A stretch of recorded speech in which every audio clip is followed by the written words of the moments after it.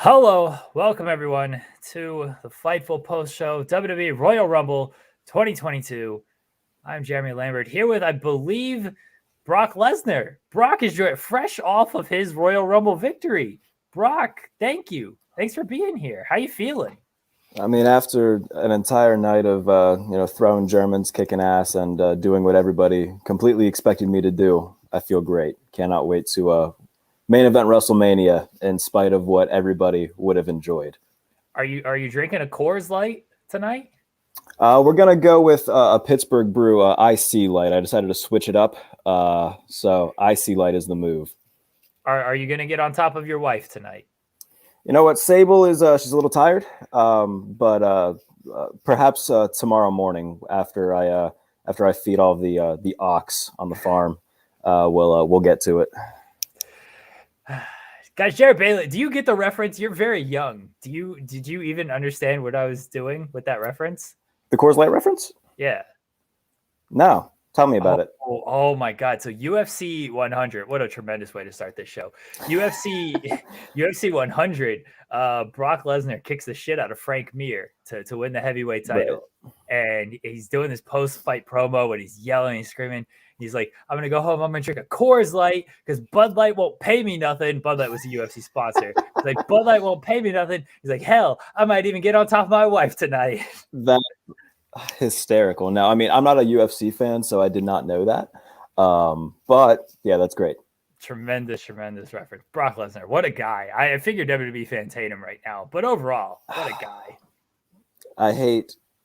And look, I know everybody's angry. I'm already getting some feedback on Twitter from this, by the way. I understand that everybody's angry about the booking, rightfully so. I mean, as soon as Brock lost to Bobby, everybody saw where this was going to go. And it ended where we all kind of expected. This is Money in the Bank from a few years ago all over again. It's a pain, especially when there was a few guys that I think everybody had, kind of penciled in that they really wanted to win, whether that was Big E, whether it was Kevin Owens. Nobody, I don't think Drew's expected to even return, so seeing him come back was pretty exciting. So there's a few people that, everybody would have wanted to win, and we got the complete opposite of what we wanted as fans. So yeah, it's understandable that people are disappointed. Guys, you can send in your super chats, get your question, comment, statement read on air. You can send in your humper chats at humperchats.com. Those will be read as well. We start off with Raul Ortega. 19-year difference between Lesnar's wins, 11 years with Edge's last year. Final 5 had Bad Bunny and Shane. How long can you rely on 2000s guys for WrestleMania? At least for another 4 years. I feel like maybe after 4 years they will start relying on guys from 2010 to carry WrestleMania. But for another 4 or 5 years, they'll keep going with guys in the 2000s. And look, we know that WWE's biggest problem, and it was put on full display tonight, is their reliance on nostalgia and part-timers. And I'm surprised that Goldberg wasn't in this damn thing, to be honest with you. Jesus. So yeah, it's been a problem for a while. I saw Chris Muller tweeted out, the only way this Rumble can be saved is if John Cena shows up in full peacemaker gear with like the intro song and wins the entire thing. That made me laugh. But yeah, I mean, you go back to the glory days of like the Attitude Era. Every one of those pay-per-views is main evented by full-timers who are superstars in the industry. Now we don't really have that because, the budding problem in WWE is they struggle to create new stars that are full-time. So it's a problem that's been going on for a little bit. They can't seem to get over it. Riley Walker says they sent Big E to SmackDown. Now slim chance he might get Roman at Mania. Big E gets tossed before Brock comes out. Now Big E won't even be in the world title match at Mania. Big E got screwed. I completely missed Big E's elimination. I don't know who eliminated him or anything. Who did eliminate Big E? I was looking down. I was taking notes and stuff, and I looked back up and I saw there was like 5 people in the ring, and Big E wasn't one of them. And I asked the girlfriend, I was like, "Did Big E get eliminated?" And she checked Twitter, and our pal Connor Casey at Comic Books, like they just casually tossed Big E like it was nothing. I didn't see who eliminated him. I'm trying to think of who was even in the ring when he got eliminated. It had to have been like near the end because he came in at 24. Yeah, he came in late. Who the hell, if somebody could throw that in the comments, by the way, who eliminated Big E, that would be incredibly helpful because I don't know. I assume it was Madcap and Happy Corbin. A few I don't people think it was. a few They people might have saying been eliminated by then. Orton and Riddle did. Orton and Riddle. Oh, Orton and Riddle. Okay, sure. Why not? Malik Lucas says WWE is so basic. Had a chance to do many things right tonight. They dropped the ball every single time. Shout out to Fightful.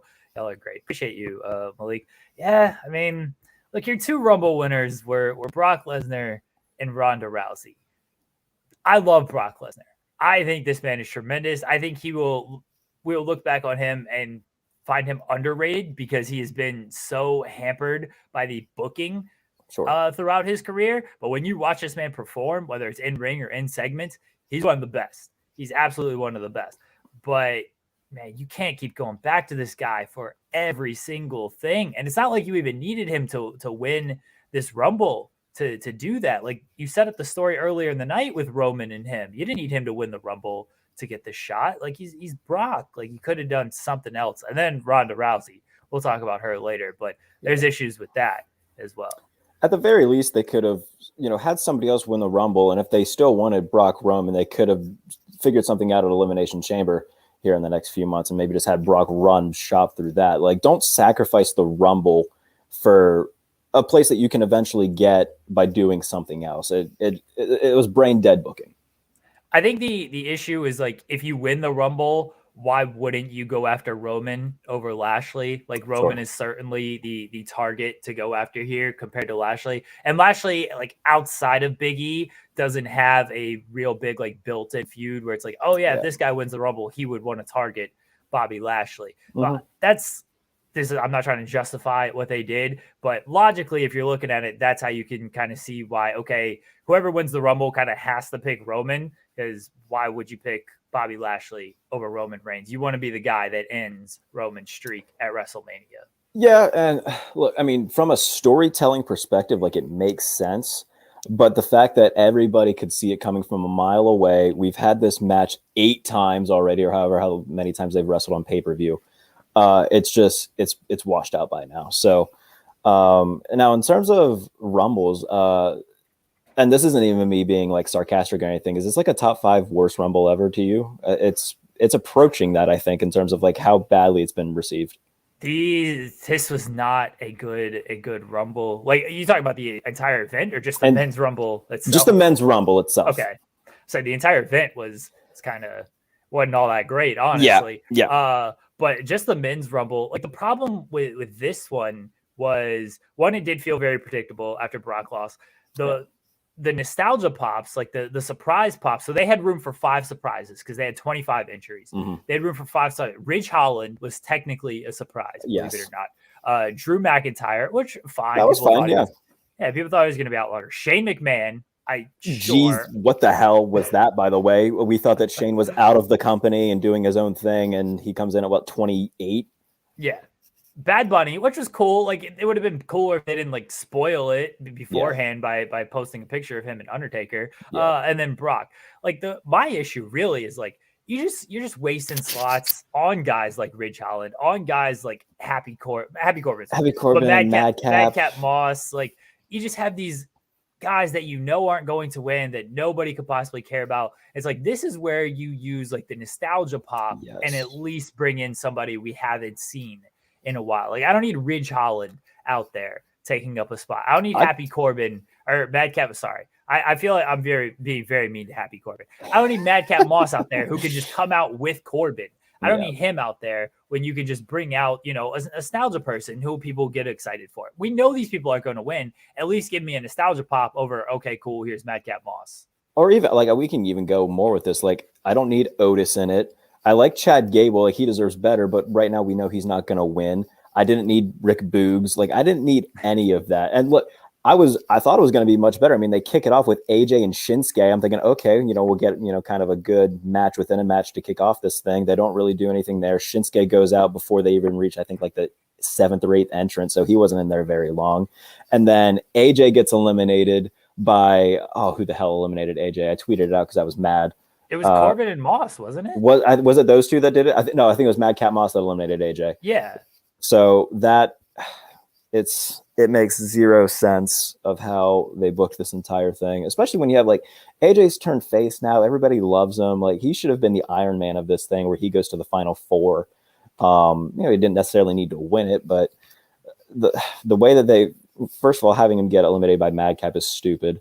But it's just bad booking all around. Like there was rumors that, X-Pac could be there. He wasn't there, obviously. Yeah. Maybe Jeff Jarrett can make an entrant. Maybe a Forbidden Door guy could come in, like a Matt Cardona, or I wish to God Cody Rhodes. Like so many things that they could have done that they just didn't do. I never thought that we were going to get like this big Forbidden Door thing. I think the Mickie James thing really set expectations a little bit higher. I certainly wasn't thinking Cody Rhodes, although it would have been fantastic. I pitched Cody being the son Vince McMahon never had, because he's thrusted Triple H to the side, and here's Cody to take everything over.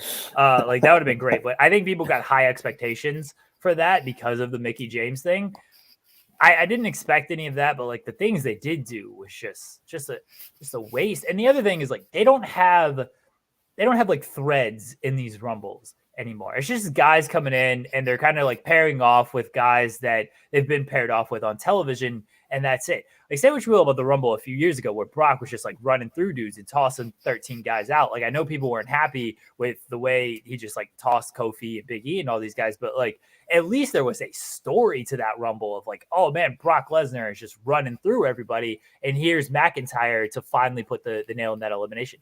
There's just no stories in these things, just guys coming out, kind of doing stuff, and then getting eliminated. Omos comes out, he tosses a few guys. They send Damian Priest as like the sacrificial lamb. Yeah, he's the that US was champion. Horrible. Like he's the US champion. He's got his whole don't piss off Damian, don't bring out Damian thing. And it's just like, yeah, dude, just go get tossed. And then everybody tosses Omos. Like AJ, like getting the elimination was kind of cool, but why are you sacrificing Priest in that spot? It's just, they're not coherent at all. And these things are tough to do. Like battle royals are some of my worst matches because it's just guys like standing around trying to eliminate, not doing a whole lot. But if there's a coherent story to it, it can be good. There's no stories to these things. Just here's a guy, the way Brock just like tossed dudes at the end, like bless. It was great, but it's just like, oh, let's just toss Orton. There we go. Like this thing with him and McIntyre lasted about 30 seconds. Like there, Shane McMahon, Bad Bunny as part of your final five. Like, what are we doing here? What are we doing? And not to mention the fact, like, I'm looking at the comments right now. Finn Balor wasn't even in the thing to begin with, first of all. Ciampa, like there was a lot of thoughts that maybe Tommaso Ciampa, LA Knight, guys who were getting these NXT call-ups were going to debut in the Rumble. Maybe Gunther. I know I've got to call him Gunther now, which sucks. Walter wasn't in the Rumble. So, I mean, there was a lot of guys that people were really wanting to see. Like Ciampa was one that I thought would be a given. I mean, he's been doing dark matches and whatnot.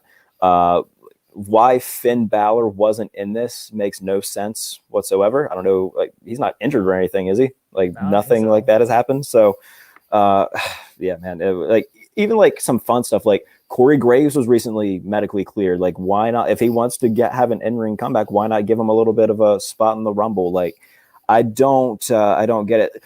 Oh, Resisting Death just said Cesaro wasn't in the Rumble, Jeremy. There was no Cesaro. Why wasn't Tony in the Rumble? There's no. You got a Ridge Holland. You had the Ridge Holland return. Oh my! Even though he returned on SmackDown. Goodness gracious! Ridge Holland back. They sacrificed Cesaro and Finn Balor for Rick Boogs and Madcap Moss. Jeremy, they didn't put Cesaro in the Rumble. John West says from now on, nobody's going to mention Forbidden Door and Mox and WWE. Predictable ending on both Rumble matches. Wasted opportunities. Yeah, we'll get to the Women's Rumble here in a second. One thing that also stood out, Nerd Guru says, all this Rumble was a waste of time. Your two Rumble winners being already made people is embarrassing, and they're part-timers. So telling. Yeah, I mean, this is what they've been doing. This is what they've been doing, man. And look, it's like disappointing, but not surprised at this point, because going into Mania season, like we know how WWE loves like to reach into the mainstream to get that mainstream attention, especially around Mania season. Brock and Ronda are the two most mainstream people that they have on their books. So they're going to do all they can to make sure that they're, put in that limelight, put in the two main events. So it's a pain. I'm not defending it, but that's what it is. Brian Heath says, I understand it's a business and money is important, but you have to reward fans for tuning in during the pandemic by giving the Rumble wins to people who carried WWE during the pandemic. Well, viewership is down from the pandemic, and they didn't reward fans at all with a lot of booking decisions in this Royal Rumble. We'll get to all that stuff. JJ says, hello to my favorite big star and Jarrett Lesnar, a victory lapping for Mickie James and a TNA chant, 5 a.m. going to bed. All hail, love you both. Thanks, JJ. Thanks for staying up and sending your super chat, buddy. Great man right there. Jamal says, one of the worst Rumbles I've seen. Lazy booking. I fear they're going to ruin Bianca Belair. Way too predictable. Yeah, I got a lot of comments on the women's Royal Rumble. I'm sure you do. That wasn't good. That wasn't good either. Real last couple things on the men's Rumble. I felt bad for Kofi Kingston. You could tell they were going for there. Yep. Yeah, and it sucked. I do like that they didn't try to pretend like, oh, he saved himself. Yes. It was very clear on live that both feet hit. And it sucks. It sounds like, according to Alvarez, that maybe they had some stuff planned with him and Big E, and they couldn't get to it. What that was probably just Riddle and Orton tossing both of them at the same time. But it's unfortunate that the traditional Kofi spot got screwed up because a slippage there. And it sucks. Yeah, it does. And look, a lot of people are just angry in general about the New Day. Xavier Woods also not in. He's not injured? He's or anything, hurt. right? He is hurt. okay. Yeah, he's injured. All right. Yeah. All right. Just wanted to clarify on these things. You can give him a pass on that one. Okay. Xavier Woods is hurt. Okay. So Xavier Woods is hurt, but still. The Kofi thing was a pain. It was very clear, like you said, that his feet touched. So I'm glad they didn't try to pull off anything like, sneaking Austin back in the Rumble or, creating a storyline out of The Rock's feet touching, something like that. So, yeah, I mean, it was pretty clear that, there was a botch and his feet touched. It's a pain. And the whole thing with Big E, we already touched on it a little bit, but there was a lot of people who wanted Big E to win this Rumble. Yeah. His WWE title run was it wasn't good. I mean, I think we can just call a spade a spade. It just wasn't, and it's not his fault by any means. It was just badly booked. And, he got screwed out of a title match because Brock was inserted into a match because Roman caught COVID. And, that's what cost him his WWE title. So a lot of people wanted to see Big E kind of get some redemption, the same way they wanted to see Bianca get redemption, which I know you'll, touch on when we get to the Women's Rumble. Eric Z says, first show since Survivor Series, doubt I'll watch Mania. I mean, can't blame you. I was going to say, I don't even think I could blame you on that, honestly. Robert Anderson says, why does the largest company in the world not employ enough women to support a Royal Rumble match? They need 15-ish legends and part-timers. I actually don't mind that, and I'll talk about. I mean, I said it with the men's Rumble. Like, I would rather get those nostalgia pops than here's Madcap.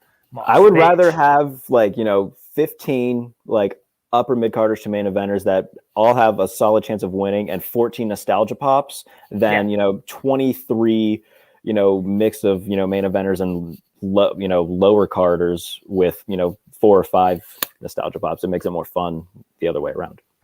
Jeremy Bonham says, I don't mind Brock winning, but he won in 3 minutes. Let Drew and Brock go another 5 to 10 minutes. Also 0 NXT guys for a second year.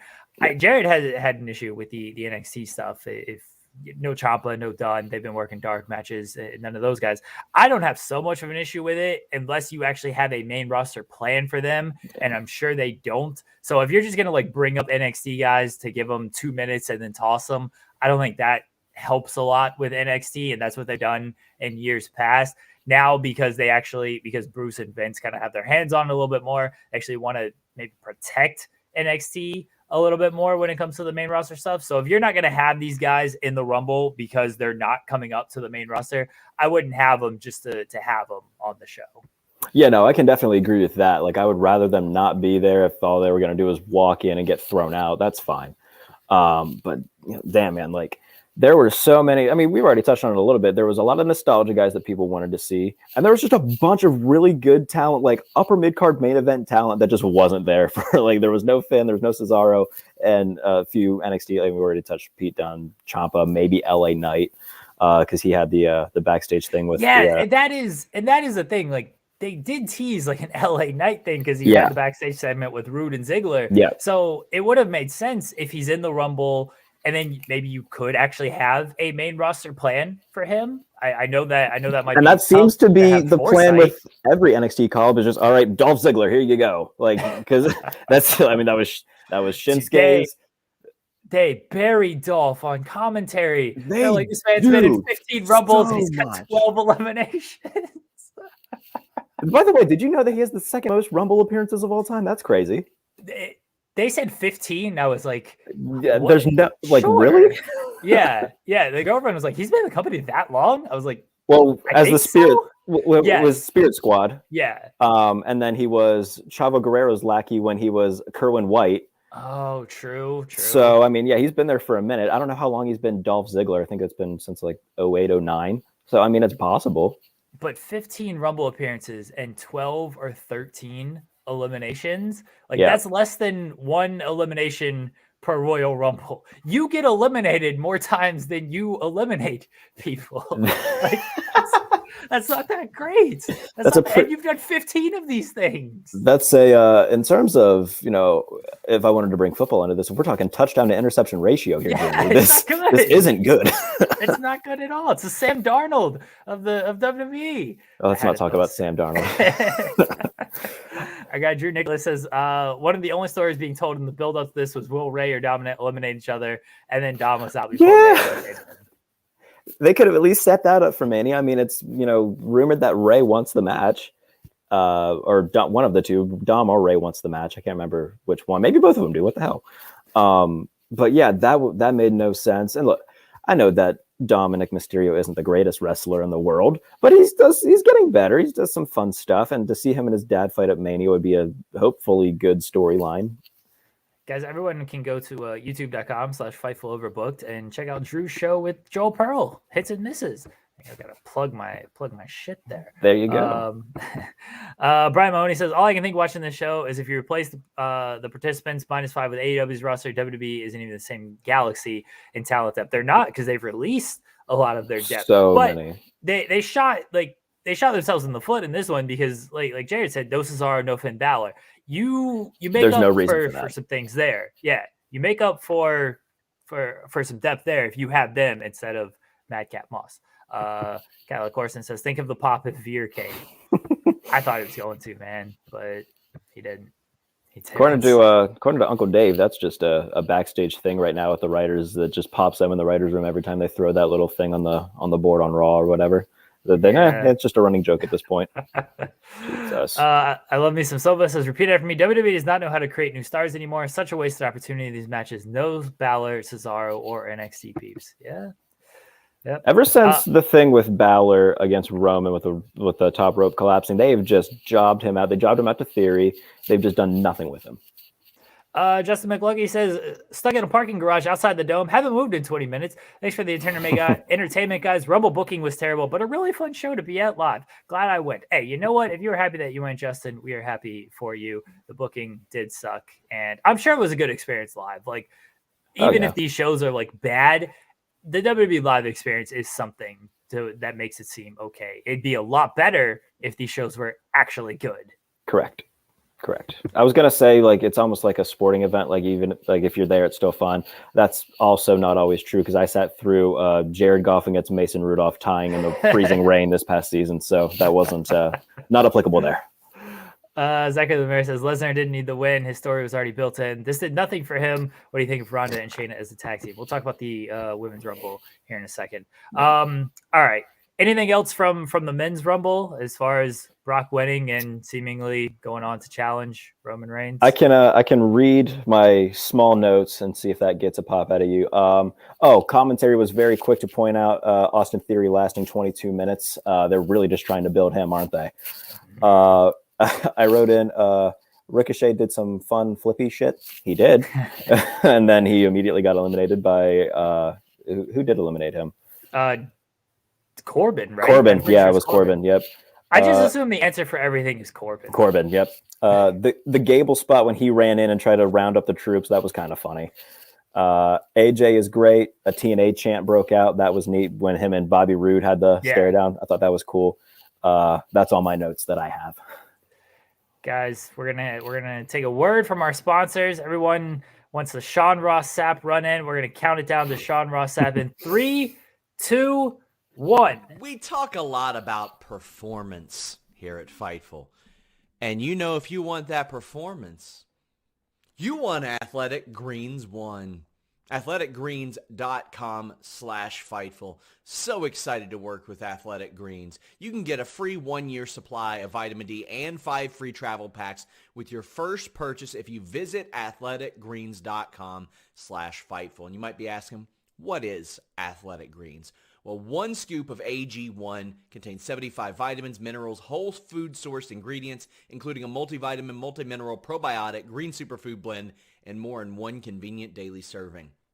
I took multivitamin tablets before this. Our strength and conditioning coach said, you should probably move on to something more digestible, recommended AG1. I loved it. I love how it made me feel, loved the energy that it gave me. And it got me a whole lot more vitamins than I was taking in general because it absorbs a lot better.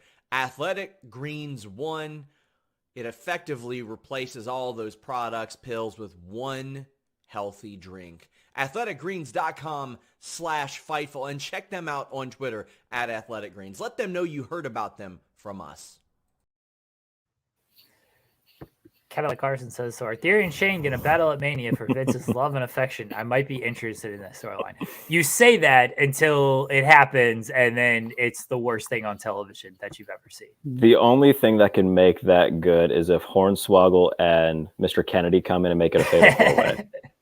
You know what? If they bring in Hornswoggle and Mr. Kennedy for those pops, then I'll be a little bit more pleased with it. This is how Triple H is going to return as well. Triple H is really got to win the affection. I don't think Triple H returned at all. At least not like on screen role like that. But he's really got to win some brownie points. Nick Khan's going to end up winning the whole thing anyway. It doesn't matter what anybody else does. Yep. Which is a shame. Yeah. Guys, leave us a thumbs up. Subscribe to the channel. As Luis says, you can send in Humper Chats at humperchats.com. And keep sending in your super chats. If we have not read them, I promise that we will read them. I'll read them. Don't worry about it. Please do not complain in the chat if I have not read them. I promise they will get read. Luis does a great job keeping it all in line. And sometimes I go out of order and sporadic, but I promise everything will get read. Let's go to the opening match here. Roman Reigns against Seth Rollins. Seth Rollins came out in his Shield gear because that's when he was a good wrestler. And Roman Reigns, I actually like Seth Rollins. I like the work that he's doing and everything. And look, Rollins was running wild early. He's loving this character, and I love what Seth is doing actually with this character and stuff. And then Roman finally slowed him down, cut him off. The finish of this Lord. was god awful. It was a guillotine choke. Seth looked like he had passed out. The referee raised his hand. His hand drops. He grabs the ropes. Roman does not let go on the count of 5, and it's a DQ finish. Jarrett, you go ahead, and then I got things to say about this finish. It's just so frustrating. Like, as somebody who's genuinely trying to give WWE as much of a benefit of a doubt as I can, because like I've, over the past few years, I've pretty, dissociated myself with the product just because it just didn't give me a reason to dive into it. The match itself, like Seth coming out, like as soon as I heard the Shield music, I was like, oh, all right, this is gonna be a good show. All right, opening with Roman Seth. Seth comes out through the crowd, flat jacket, Shield music. Yes, I'm in. By the way, love what Seth is doing as a big Batman fan. His whole Joker persona, love it. It's great. So this fit his character so well. The match itself was really good. They had a few really good spots during it, and then it was a $1 million match with a 10-cent finish. It was horrible. But it's nothing new. I mean, we're so used to, the DQ finishes or non-finishes on Raw and SmackDown. And you know what? It's not ideal, but on free TV, we know the game will ride along with it if it gets us to a good match at a pay-per-view, which this feud's been okay. And then we got a good match, and then it was ended like that. So it's frustrating, and not much else I can really say about it. But I'll let you kind of take point on that. The match was great. And Seth, I actually really do like Seth. And he harkened back to some Shield stuff, which was great. Roman is fantastic in this role, God mode, as he said, as Pat McAfee said. Here's my issue with the finish, besides the issue that I'm sure everybody has with the finish. I don't mind this finish if they don't do it a million times on television. Yes. I understand that you don't want to build up to a big pay-per-view match and then do a DQ finish on pay-per-view. I completely understand that. I get that. It was opening match. It's not like you're closing the show with this. It was opening match. Story-wise, it makes sense. It makes sense that Roman has him in this choke and Seth gets the ropes. And Roman is so pissed off because Seth has been one step ahead of him this entire feud. Roman is so pissed off that he doesn't care about actually winning this match. He is here to just beat the living shit out of this man. So he's going to choke him unconscious. He still retains the title. He's a heel, right? He still retains the title and he just chokes him unconscious, and that's how he escapes. He escapes. He doesn't beat Seth Rollins, so you can go back to the match and do it at Saudi or on television, wherever you want to do it. I assume Saudi, they'll do the rematch. But he escapes from Seth Rollins. Seth can still claim, like, you had to do this? You're this big, bad Roman Reigns? Like, I got your number. You could not beat me. You had to find a cowardly way out of this match. You didn't beat me. You had me unconscious. All you had to do was release the hold. Maybe you pinned me. Who knows? Instead, you just choke me unconscious and you don't release the hold and you get yourself DQ'd because you are a coward and you know you can't beat me. That is good to me. That is fantastic. That is good story to me. The problem is because they do so many DQ finishes on television, because every single Raw main event ends in a DQ finish. This finish was trash. Absolute trash, because they overrun it. They run it into the ground so much. I like the post-match stuff where Roman, the thing where he hits him in the back of with the chair because it's the Shield and he continues to beat the shit out of him with the chair. All this is good. The story in and of itself isn't bad. I don't mind it. But because you do it so often, it's terrible. And all it does is piss off the crowd. Then it just tells the crowd, like, don't get invested into this stuff. And the other issue is, like, the fans know Roman ain't booking this thing. Roman ain't getting like this big heel heat out of this that you would hope for, because they know it's just a terrible booking decision. It's not Roman, this big bad heel looking for his way out. It's Vince giving us this bad finish after a great match. The crowd did chant, maybe it was piped in, I don't know. But they did chant like Roman sucks. So he was getting some heat for all of this. But I think there was also a small bullshit chant because the crowd knows this finish was absolute bullshit. So this is my biggest issue with the finish. It's not so much this finish in this particular match, because I don't think that was that bad in terms of the overall story. It is because they do this every week on television, it makes it look so much worse. Yeah, no, I can definitely agree with that. And unfortunately, I just don't see a way that we get saved, like this WrestleMania gets saved in terms of where we're going, unless they do, like you said, something at Saudi where, maybe they do something, let's call it bloody money in the bank. How about that?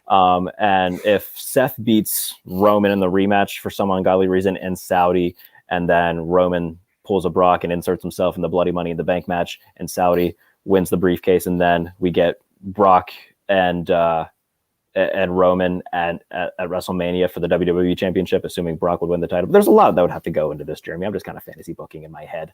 But yeah, man, it's unfortunate because the match was very good. Seth was it was great character work from both guys. Like Seth is, like you said, has been one step ahead the entire time. Roman, it was clear he was getting in Roman's head. Even before the match started, Roman starts walking around kind of mumbling to himself a little bit.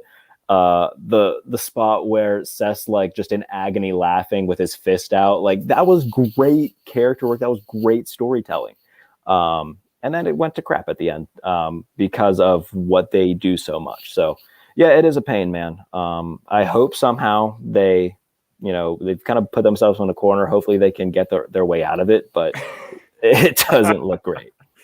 They don't have to book this stuff. And you mentioned it, you're trying to fantasy book. Okay, well, how do you tie in Seth and Brock and Roman? Because this thing with Seth ain't over. You can't just drop this out of nowhere. So it does seem like, okay, maybe you do Seth and Roman in Saudi, and then that's how they get out of that way.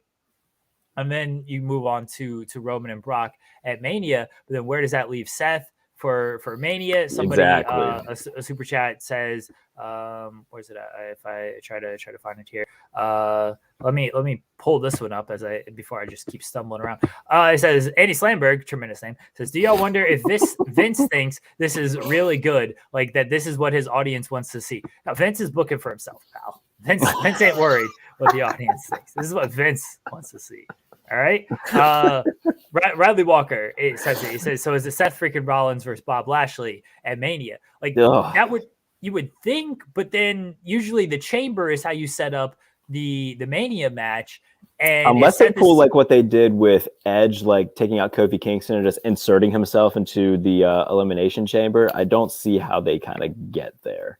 Yeah, I mean, if you're gonna do Roman and Seth at Saudi, Seth loses and then gets into the chamber and wins, like, cool. We just saw that with Brock tonight. Like, I don't like that stuff. Like, all right, you just lost one title, so now let's just enter in a number one contender match for another title and win that. That's basically the same thing they did tonight. We don't need to see that 2 straight pay-per-views. I can agree with that, yeah. But again, would it shock you if that happened? I mean, I know it wouldn't surprise me. Oh, no, it wouldn't surprise me at all. I just think it's very stupid, which is probably why they're going to end up doing it. And then more Roman Reigns later in the night. We get Brock Lesnar against Bobby Lashley. I love this match with the suplexes. And this is where I think Brock is great because Lashley suplexes, man, and Brock gets up like he sold it, took a tremendous bump on it. Gets up and like Lashley's like, okay, I see what's going on here. Like just when Brock's so good, man. He is so good. This stuff. This is not an indictment on Brock or anything. Like we've said, he doesn't book this. Like when he, like tonight's match with him and Bobby was incredibly good and incredibly well done, and that's when Brock's at his best. When he's like, this is a match that people have really wanted to see too. I think it delivered in terms of what we got in the ring.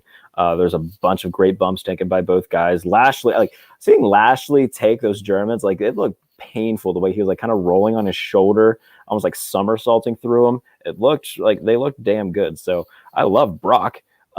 It's just the booking for him has just been terrible this past evening.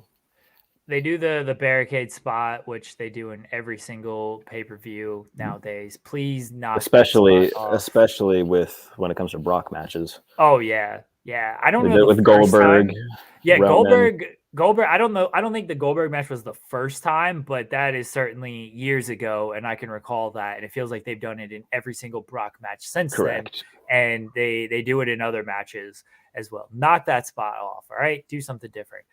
The finish sees, you could tell this ref bump was coming a mile away. Brock was in the hurt lock, and they run the ref into the corner. Brock gets the F5. The ref stumbles into it. Roman comes down. He spears Brock. He asks for Heyman to hand him the WWE title. Heyman does. Roman hits Brock with the title. Lashley wins, get the victory. Lashley's victory is a thing. The bigger thing here is that Heyman has turned on Brock and he is back with Roman. He was a double agent, essentially. I think this story is good. There's finally some juice to the Roman story after it was a lot of just, hey, Usos go out there and get killed for me, which they're still going to do. But Heyman as the centerpiece between Brock and Roman has been very good. Now you've got to do 2 months to where you got to get it to Mania, and you've still got Seth Rollins looming over Roman Reigns as well. The Roman stuff has been the best stuff on WWE television since his return. And I guess their theory here is, hey, we'll just put Roman on both shows because I feel like he might be on both shows a little bit now. We'll just put Roman on both shows, and that way both shows are actually good, and people will say they're good, even though Roman is just really good and the stuff he's doing is really good. The rest of the show still sucks. I wonder if they pull what they did last year and try to work Seth into the main event and have a triple threat with him, Brock, Roman. And I wouldn't hate Seth winning. Like, I feel like people, now that he's babyface again, people still love his character. If he keeps this up, keeps going on this run that he's been on, I think people will be fully behind Seth and be totally okay if he's the one who wins the Universal title. And then if you want to have another Seth Roman match, if you don't do it at Saudi, have him pin Brock, or even if he pins Roman, like he'll get his rematch, and then you can run, Roman and Seth at the following pay-per-view at Backlash.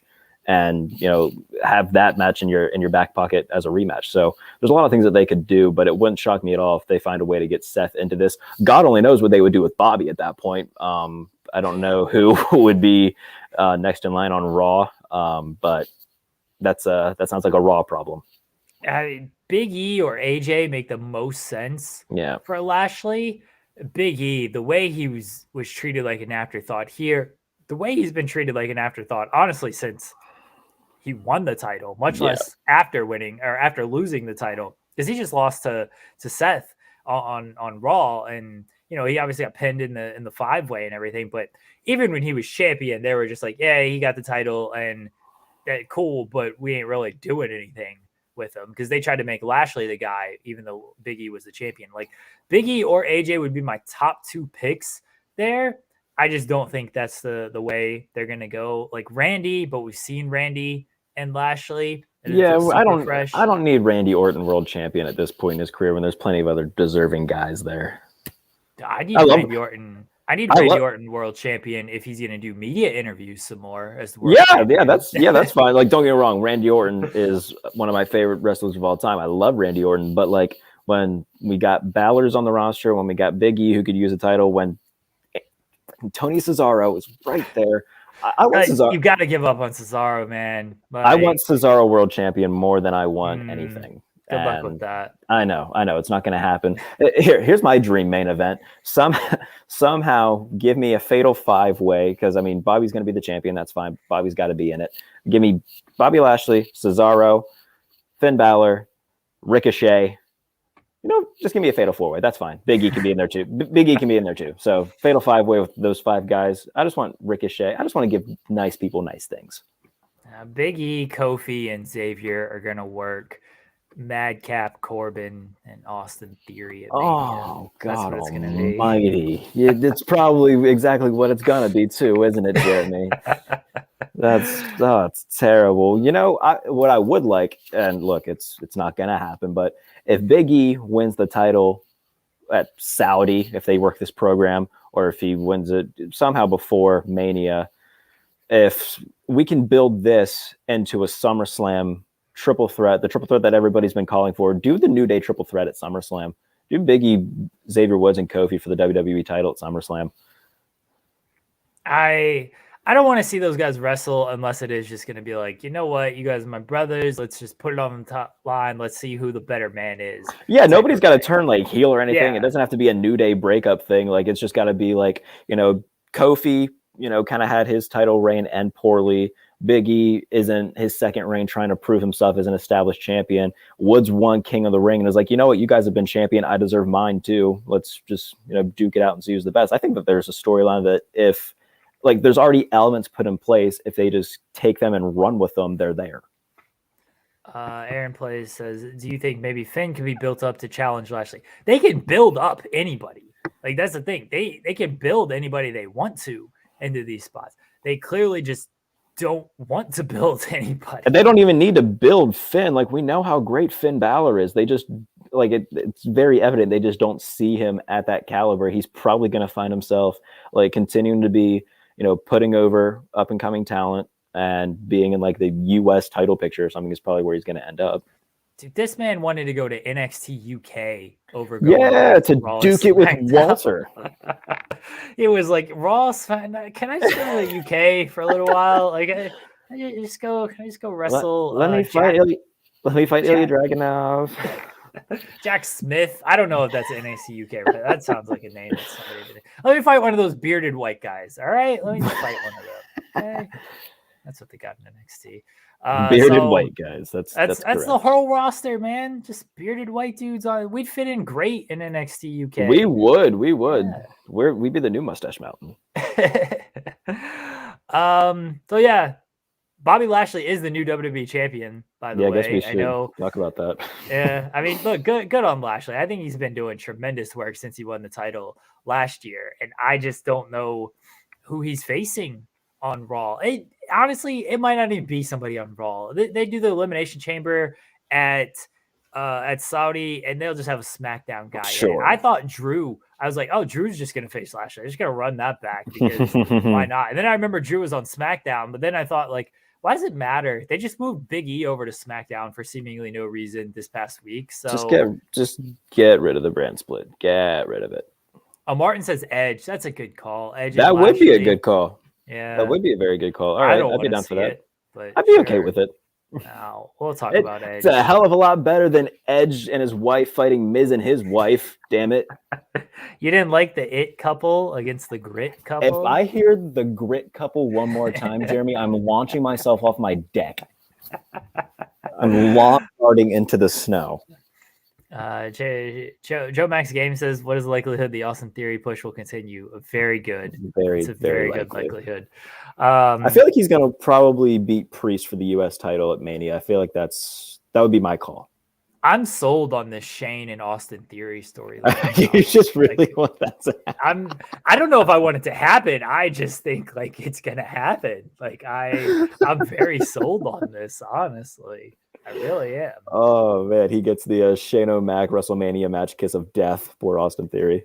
Yeah, Joel Pearl says everyone send messages saying Grit couple. Yeah, everyone send a bunch of super chats that just say Grit couple. All right, Please and then don't. I'll put them on screen, and then Jarrett's got to jump off his deck for everyone. All right, yeah. I'll swanton bomb into the snow. Send Grit couple super chats. Edge and Beth Phoenix against Miz and Maurice. They had a match. Everyone looked good in this match. I can't say like anything was technically wrong with it. It's just, look, man, I'm not the biggest Edge fan in the world. Really? I've always been a Christian guy. I don't care about Edge. I don't. You can care about both of them. I understand that, but like, I just don't care about Edge. He's never just been for me. And this whole thing, let me sometimes be a brood guy and let me do my metal. I like this bad music and stuff. I'm sometimes Adam. I just don't like it, man. I don't like Edge. What do you want me to say? I get yelled at because I don't like Edge, but I don't like him. That's okay. I get yelled at for the people I don't like too. Like I'm very vocal about the people in wrestling I don't like. He's good. Don't get me wrong. There's nothing wrong with him. He just ain't for me. That's what it is. That's fine. Alyssa Thanks, says Alyssa. Appreciate it. Yeah. The lovely people at Fightful will benefit from that $2 super chat, though. So yeah, that's right. Not me. I don't see a dime of it. I guess the money hog Sean Ross Sapp and his new deal and everything.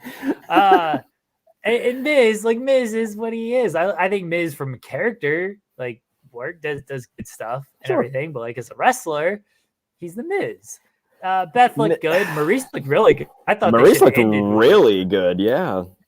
I thought they should have ended with Maurice's Hurricane Rana. That should have been the finish. She should have pinned Edge off Hurricane Rana. That should have been the finish in this match. Edge and Beth Phoenix win. They get their happy moment. Hooray. It's not that this is a bad match. It's just that it could have main evented an episode of Raw and it would have been totally fine in that spot. I didn't need it at the Royal Rumble. But yeah, let's give Maurice her flowers. She did very well. She opened. I think she did much better than a lot of people expected. So the Hurricane Rana spot was really cool.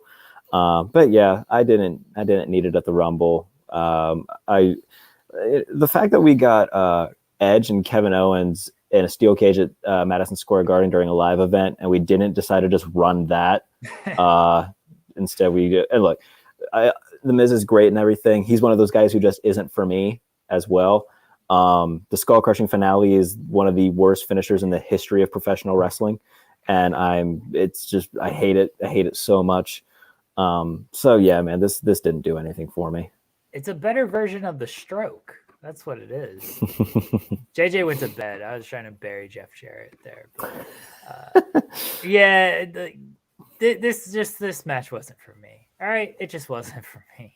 And I'm a person who loves love. I love that these two couples are in love. They get to wrestle together. They get to show off their love for everybody. But as far as a wrestling match goes, this wasn't for me. I do more wedding segments and birthday segments. Don't ruin them, Edge. That's why I don't like Edge either. He's a dick. He's ruining weddings and birthdays. He's trying to celebrate the love of Miz and Maurice. They're trying to celebrate their love. And here's Edge coming out to ruin everything. I don't like it. Edge has had a pretty decent wedding segment when him and Vicky Guerrero got married. Remember that? He's had a few weddings. He's had a decent few wedding segments, hasn't he? Didn't he? Yeah. Who was their wedding planner? Was it Alicia Fox before she was like Alicia Fox was their wedding planner? Yeah, that was good stuff. Yeah. So Edge and Beth Phoenix win. Edge and Bobby Lashley could be a program. I could definitely, because Edge I'd is be all right going with to that. Saudi, so seems like they could definitely be a program. Yeah, everybody's going to get their Saudi money. Why not? Yeah. Well, we're going to skip around a little bit here. We'll go right into Becky Lynch against Doudrop. People have said it in the chats. I'll read them both now. JK Shaw says, 2 of the best in the game, Jeremy and Jarrett, not Brock and Ronda. But yeah, most exciting part was the sign trying to burn everything down. And then Shot Kid 29 says, the Mania sign catching fire twice is so poetic. So the sign caught fire the first time after Ronda Rousey's victory. And that's all anyone seemed to care about during Becky Lynch. That is all I cared about, because I was writing an article that just popped myself with the headline of Ronda Rousey pointing at the sign, caught it on fire. The match seemed like it was good. I think Becky's good. Piper Nevin's very good. But like, I'm glad that you also refuse to call her Doudrop, by the way. That makes me happy. I'm not going to call her that either. The outcome was never in doubt. No. Before she fluked her way into this match, she was losing every week to Bianca Belair. She only got this match because Becky helped her. No one took Piper serious in this match. Everyone knew Becky was going to win. Everyone was paying more attention to the sign. They were in a very tough spot, and they had a fine match that no one will remember, and it is not their fault at all. They tried, but they were swimming upstream, and they did the best they could. Up Schitt's Creek without a paddle is where Piper Niven and Becky were. I mean, if I could retweet words, I would pretty much just echo what you said. Like everybody and their mother was just transfixed on the fact that the WrestleMania sign was on fire. And I mean, the match wasn't terrible by any means. It was fine. But yeah, it didn't really get anywhere because we knew that Becky wasn't going to lose. The WrestleMania sign was on fire. And that's all the people cared about. And the result was never in doubt. So it wasn't a horrible match. It's not like it wasn't for me, but it was hard to get invested in when we knew that Becky wasn't going to lose. Finish was good. I like the manhandle slam off the second rope. It showed it. I think Becky tried her best to get Piper over to a level that she wanted to get her over. Let me also say this. Becky Lynch's face acting after the near fall is horrible. Becky Lynch is a horrible face actor. Great wrestler. Wow. But Becky, good Christ. Like, you can't give me anything better than that. You can't bury big time Bex, all right? She's beloved. She's beloved. Not by me. How dare you? Are you not a Becky Lynch fan? I'm not a Becky Lynch hater, but I definitely like in terms of like the horsewomen, Bayley and Sasha are head and shoulders above Charlotte and Becky to me. Like, I would throw Paige in before I would throw Becky in, because I think that Paige doesn't get the credit she deserves, but that's another conversation for another time. All of this is fair, but you are coming off like a Becky Lynch hater. I am. I really am. I think a lot of it, and again, it's not her fault either, but she's being booked like female Conor McGregor. Like, that whole thing's just this is what happens down our throats. Yeah, well, this is what happens when you're expecting to come back as a baby face because you've been gone for a year and you've been a mom, and then they want you to be heel and you have to come up with a shtick, and she just thought Irish Conor McGregor, and that's what she ended up doing. I don't want to put that on her. Yeah, and look, again, I'm not trying to sound like a Becky Lynch hater. Like, she's fantastic. I'm not trying to be. You can call me a Charlotte Flair hater. That's absolutely fair. But yeah, I don't hate Becky Lynch. It's just I'm very much over her, if that makes sense. Wow. Well, get ready for a lot of Becky Lynch. We're going to talk about the and I'm hoping get ready for a lot of the good Becky Lynch. I don't know that that's what it's going to be, but it might still be this big time Bex thing. I think she's done good work as this character that she clearly probably did not want to actually do. The problem is they've made her challengers look very stupid in the process, or they've given her challengers that no one took serious beforehand, and she's doing the best she could with them. Sure. Much like after she won the title at Mania 35. Hey, you just beat Charlotte Flair and Ronda Rousey. Here's Lacey Evans. Good luck. Yeah, and look, you can't really hold that against her either because WWE is releasing all of their women. I think they have like 8 women on their SmackDown women's roster. That's abysmal, Jeremy. So yeah, I mean their roster is just really thin at this point. Like, I mean, we're seeing more come up. Like, I'm excited to see Aaliyah, or is that what her name was? Aaliyah. I don't even know how these people on the roster anymore, Jeremy. So like we're seeing like people, get pushed. We'll see what they do with Shotzi. Hopefully they give her a little bit of love.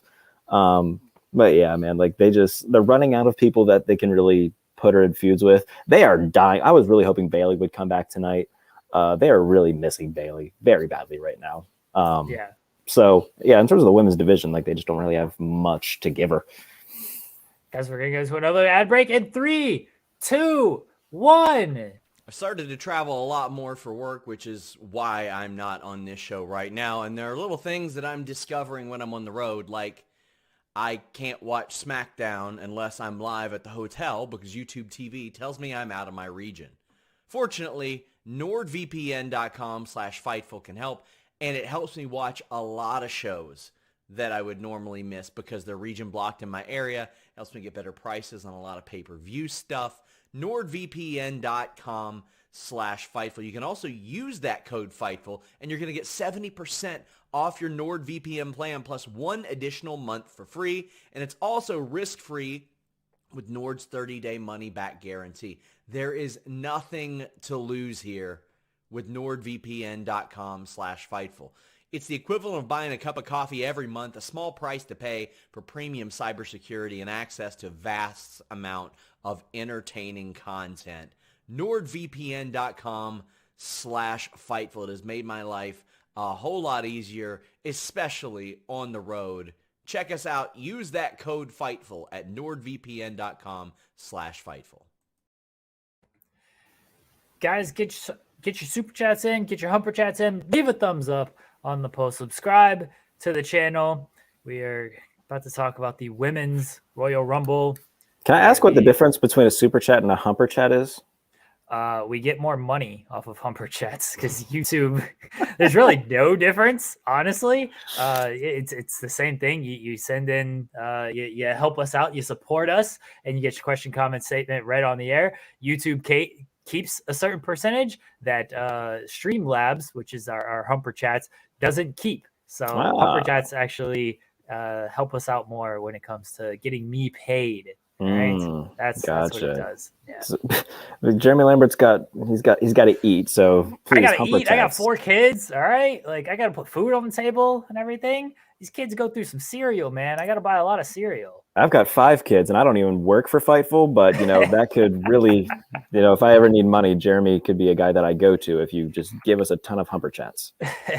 The Women's Royal Rumble, the worst kept secret in professional wrestling, I believe. Ronda Rousey returned. She won. Hooray. I wasn't sure if I think we all knew Rousey was going to return here. Yeah. It was, again, worst kept secret in wrestling by the time we got to this thing. I wasn't sure if she was going to be in the Rumble. And if she was in it, I figured she was winning it because I don't feel like you're bringing Ronda back to have her tossed out. I wasn't sure if she was going to be in it to win it or if she was going to come out and confront the winner, that winner being one Charlotte Flair. Oh, God almighty. I was thinking they might set up Charlotte and Ronda at the Rumble. I'm still not 100% sure that they aren't setting up Charlotte and Ronda at the Rumble because the finish was Charlotte and Ronda as the final 2 and Ronda just tossed her like it was nothing. And the assumption might be, hey, let's do Becky Lynch and Ronda Rousey because that's the match everybody wants. But with Becky being this persona and Ronda probably going to get booed pretty quickly into her run, I feel like this would be the opportunity to Ronda calls out Becky. She doesn't want this big time Bex thing. We get the return of the man and we get that program that we deserved a few years ago. I don't know where that leaves Charlotte. I don't know where that leaves Bianca Belair. I feel that would be terrible for Bianca Belair because the SummerSlam looms and it seems like they had no real follow up to that. But Ronda Rousey wins the Rumble, and she will face either Charlotte or Becky. Somebody in the chat here, let me find it. Riley Walker says, thought came into my head, is this their chance to do Ronda, Charlotte, Becky rematch at Mania? That is certainly a thought as well of Ronda is like, you know what? I want both of these titles. Let's run it back at WrestleMania because my shoulders weren't actually down. You can play that whole storyline. Like, I got unfinished with business with both of you. I don't want just one. I'm hardcore. I'll take the both of you. Yeah, and it also leaves us in a spot where, all right, what are they going to do with Sasha? What are they going to do with Bayley when she gets back? Because you cannot job out Bayley to the Bellas in back-to-back WrestleManias. I will not stand for it. She carried this company, this division through a pandemic. You bastards, give her nice things. So that leaves them in a little bit of a gray spot. Like if they want to do Ronda and Becky and bring back the man, like you just said, that's fine. Then give us something with Bianca, like either put her back over on SmackDown because one, you're kind of showing already that this whole brand split thing doesn't necessarily matter all that much, especially with the main eventers. If they want to do like a fatal four-way with Charlotte, Sasha, Bianca, Becky, or Sasha, Bayley, Bianca, and Charlotte at Mania, I'm fine with that. That would be cool. But I would very much want like all six of these like their biggest stars in the women's division to have big profile matches. Because we know that, it seems that Becky Ronda is the route that they're going. Because, yeah, I mean, that is the match that everybody wanted, and rightfully so. And then Charlotte got kind of thrown into it, which, whatever. But, I think that all of them need to have some sort of big spot at Mania. Or if we just want to do, like, another part of the whole Sasha Bayley series, like they did it, all those takeovers, then that's, yes, that's fine with me, too. I want good things to come out of this for everybody. Steven says it's Becky and I think it's Flair and Lita, Becky and Rousey at Mania. Flair and Lita is a good shout. I think Charlotte may have said it that like she's collected all these titles and everything. Now she just kind of wants like kind of legend accolades at this point. She had the match with Trish, a match with Lita makes sense. A match with Mickie James, if they could do that.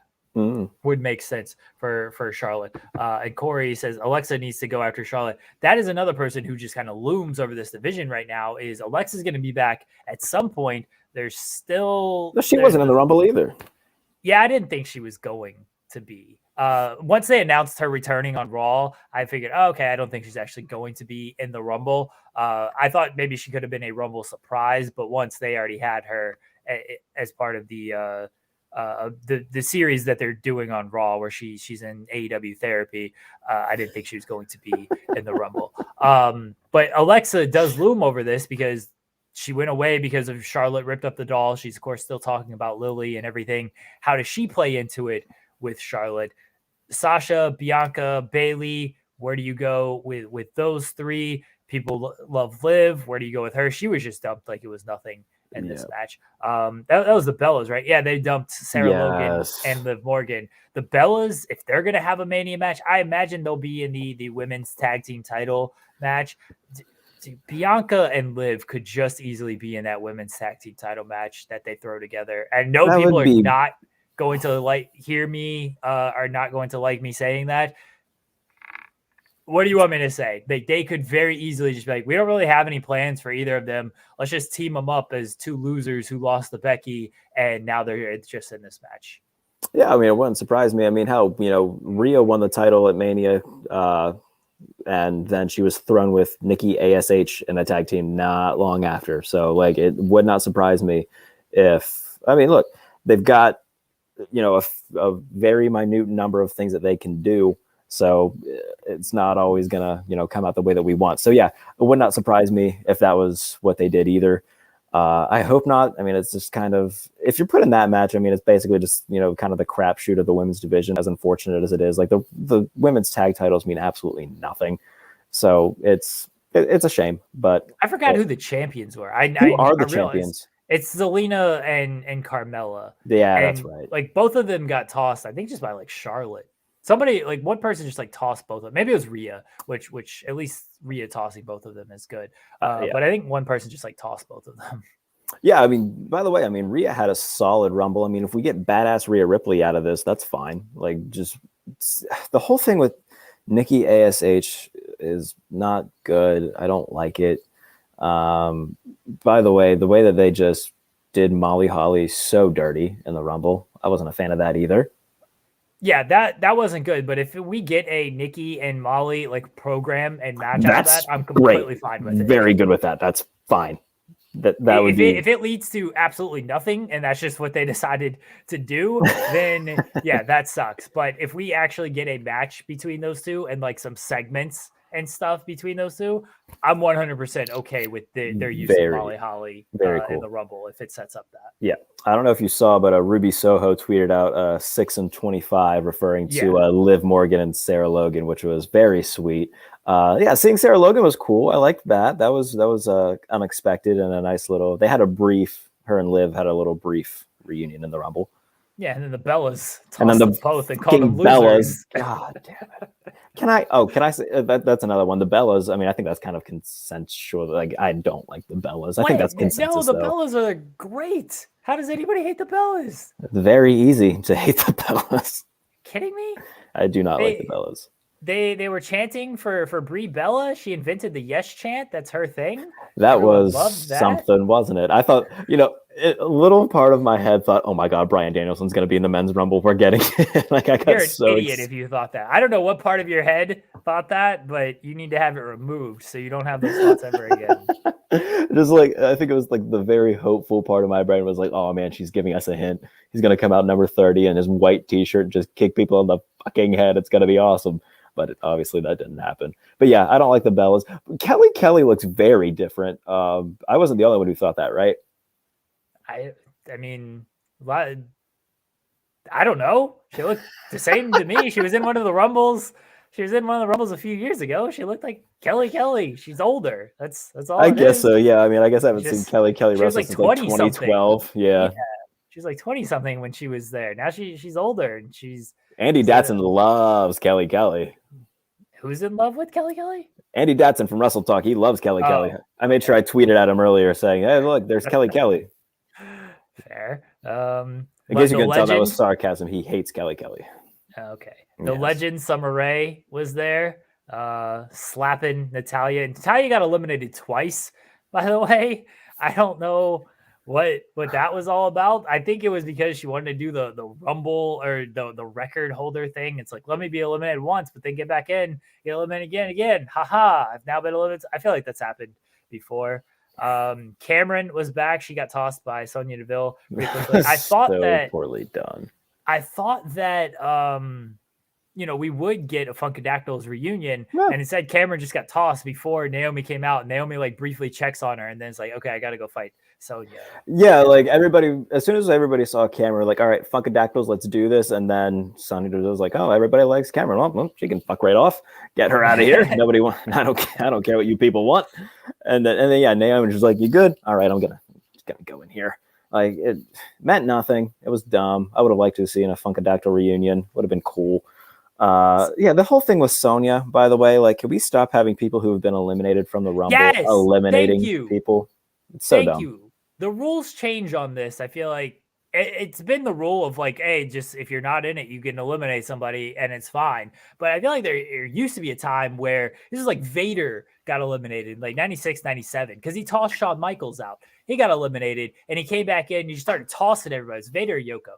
And he started tossing everybody, and the refs are like, no, you've already been eliminated. Like, go away. Yeah, you can't just eliminate people after you've already been eliminated. And then at some point, it changed to where it's like, oh, it doesn't matter if you're not in the match or if you've already been eliminated, you could just pull somebody out. The girlfriend's telling me it was 1996, and I'm pretty sure it was Vader. He just cleared house on everybody. And the refs are like, no, you can't do that. But again, it changed to where, yeah, you can just, even if you're not in the match or you've already been eliminated, you can just toss people and it's fine. And it's very stupid because if I was doing this, I just bring a bunch of people to ringside with me and have them come in there and just start tossing people. Who cares? It counts.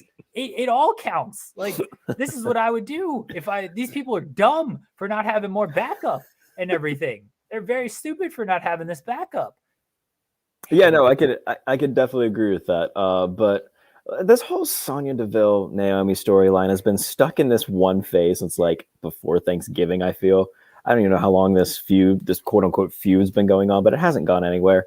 And I'm tired of it. I'm tired of seeing it. Nobody cares about it because they aren't doing anything right with it.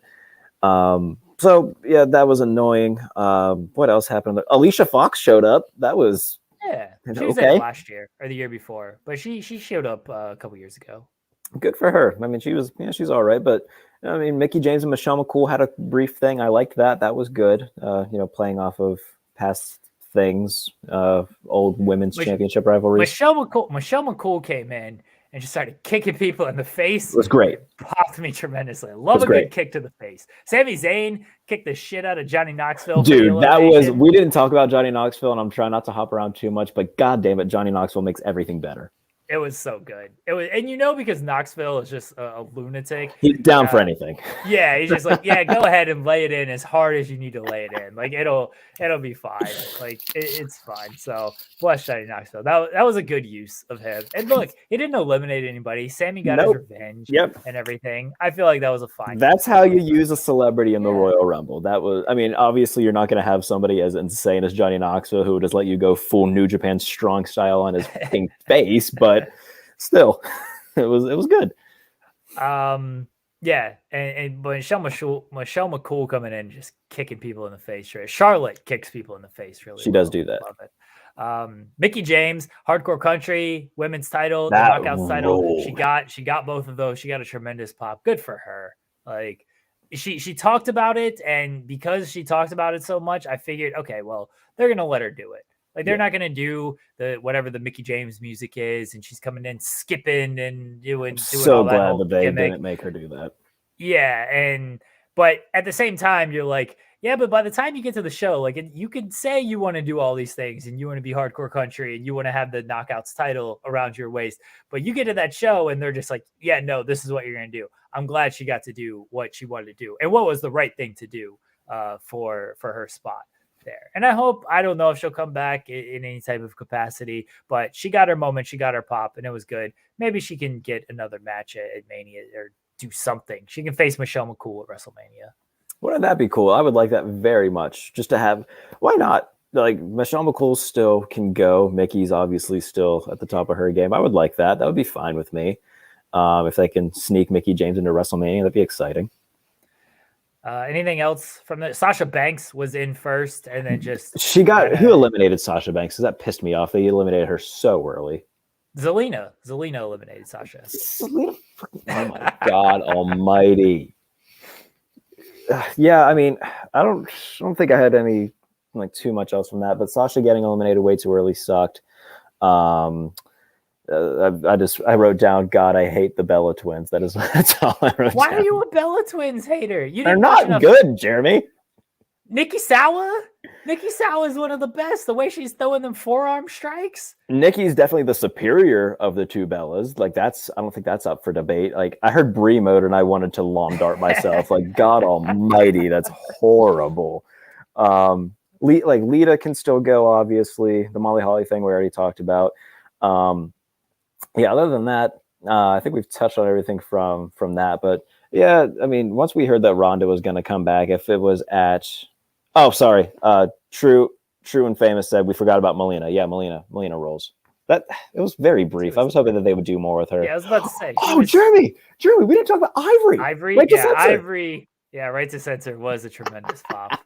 Very tremendous pop that she. And then Rhea just bullied her out of the ring. That was fun. Yeah, I'm so glad that we have a chat to remind us of things. I also said, please no more Tamina. Joel Pearl is gonna be very mad at you for that. Sorry, He's Joel. The biggest Tamina stan. I think that 60-year-old Ivory deserves the world. True. Sasha, like, I don't know what the deal is with Sasha. You know, they said she was going to be out like past Rumble, so everyone was kind of surprised that she was in the Rumble. I maybe want to give them the benefit of the doubt and be like, she couldn't go as long as she would have liked to, but she didn't want to miss the Rumble, and that's why, even though she was number one, she was eliminated earlier than people had expected. But maybe it was just a thing of let's just eliminate Sasha Banks. Did they air? I don't know if this was a Peacock ad or if this aired during the show. There was like this big video package for Sasha that aired on Peacock. Did anybody else see this? If you saw it, please let me know. It had the Mandalorian reference and everything. Like it was like a whole career retrospective. I don't think I saw that. It made her into like the biggest star ever. Like I think it aired before the men's Rumble. Like it was tremendous. It might have just been a Peacock ad. Joel said he saw it on his feed too. So okay, it seemed like it was seen by some people. Yeah, people are saying they saw it. I must have been on Twitter when they went to the Peacock ad break. Joel also said that I'm dead to him after the Tamina comment. So. I told you he's gonna be very mad. Sorry, dude. If I like, no disrespect to Tamina, like she could rip me in twain if she wanted to. That's great. I don't need to see much more of her. Say like, oh, I'm gonna get heat for this one. Same thing with Natty. I can do without Natalya. Like, she's great. She's fine. Like, again, could rip me in half if they wanted to. They just don't do anything for me in the ring. People say, or Louis says this on every feed. It was just an ad. It was, but like, I never seen this ad, and I'm like, why doesn't this air on their television and stuff? Like, they did a great job with it and made Sasha Banks out to be this biggest star. Was this like WrestleMania level of good video package? Oh, it was so good. Because they don't like referencing, like they never reference the Mandalorian and the Disney stuff. It seems like on television, like they had no problem referencing that stuff. They referenced the ESPYs and everything. Like it made Sasha out to be like the biggest star in this company. And yeah, it just they don't book her as such. They don't treat her as such a lot of times, and I think that's unfortunate because she probably could be the biggest star in the company if they treated her that way. I'm just reading the comments, and Joe Max said, "Holy shit! I thought 60 was an exaggeration, but Ivory's actually 60." Yeah, bless her, man. Bless her. Cyclops better than Wolverine says, "Please tell me Ronda is going after Flair and not Becky." Could be what happens. Honestly, maybe. Could really be what happens. If I had a bet, I would bet Becky. Just my thoughts. Man, there. I don't know. They love Charlotte, dude. They love Charlotte. I know that they do, which, I mean, I'm not saying I'd be completely shocked if she went for Charlotte instead and they actually, gave Bianca her revenge at Mania, which everybody and their mother seems to really want. If they would run Ronda and Charlotte and then Becky and Bianca, I think that would be perfectly okay. If Ronda is sticking around for a while, and it seems like she is, I could see them doing Ronda and Charlotte and then Becky and Bianca. You get Bianca that moment back that she deserves. Sure. You can have Ronda beat Charlotte, and then you can do maybe Becky. She didn't have to go away, but she gets a little soul searching a little bit, and then the man finally comes back, and that's when she steps. At the same time, though, Jeremy, I mean, Bianca won the title at last year's WrestleMania. Like, I don't see them running that whole thing. Like, not, it's obviously a different program. I don't think that they would do that back-to-back years where they, give Bianca a ginormous moment when they could have something else. They should, though, the way they treated her at SummerSlam, give her that back-to-back moment. She's earned it. She screwed her over with that match at SummerSlam, and you need to pay it off somehow. Otherwise, this let it play out nonsense that everybody keeps telling me about. Just there's no payoff to it, and that doesn't earn any goodwill with your fans. I'm okay with doing something, with repeating something like this if it makes some type of sense and is good for the fan base, which this would be. I'm not okay when repeating stuff like Brock Lesnar is just done to death and it just pisses off the fan base. I'm hoping that somehow, some way, we can just get a horsewomen fatal 4-way at Mania. That would be cool. Yeah. Derek Gordon says, why did Tamina keep stopping people from being eliminated? She's just a nice person. Jesus Christ. Nerd Guru says, please watch the post-show Ronda promo, because if that's the type of heel we're getting, then please return to sender. Oh, man. I saw a few comments about the post-show promo that she cut. Apparently, it was really bad. Oh, man. J.K. Shaw says, dear God, that Ronda interview backstage. Woof. Oh, I got to watch this. Yeah, I believe it's probably on the WWE.com YouTube, I would imagine. Okay, I will peep that, because apparently we're gonna watch this. We're gonna watch this as a family. Oh, we're gonna watch it right now. Beautiful. Yeah. We're gonna watch this right now. Is it lovely? Where's it at? Is it not on? Oh, here it is. Okay. Ronda Rousey always wanted to win the Royal Rumble. Okay. Everyone, we're gonna do a watch along of this. Everyone, pull it up. Everyone, let me know when you've got it pulled up, and we're gonna all click play. Wait, are you putting it on here, or do I got to pull it up on my phone? No, I can't put it on here. We'll get demonetized very quickly. Oh, okay. Here, let me pull it up. Yeah. Hold on. If we're gonna watch this as a family, let me pull it up. Okay. And everyone pull it up on your youtube.com/WWE. It is titled Ronda Rousey always wanted to win the Royal Rumble match. I'll give everyone time to pull this up. Okay, I'm just gonna type that in because I can't. I panic typed. Oh, there you go. Joel Pearl's posted it in the chat. It's on there as well. All right, everybody, you ready? We're gonna come on, Jarrett. I'm trying. Okay. All right. Try it. You gotta have the sound on a little bit, but we can't get demonetized here. Okay, right. Make sure it doesn't mute. Maybe mute your mic. That's a good idea. Yeah, let's do that. All right, I'll mute you there. I've muted Jarrett. All right, everybody, we're gonna go down. Oh, Jarrett can still hear me. All right, everyone, you ready? In 3, 2, 1, press play.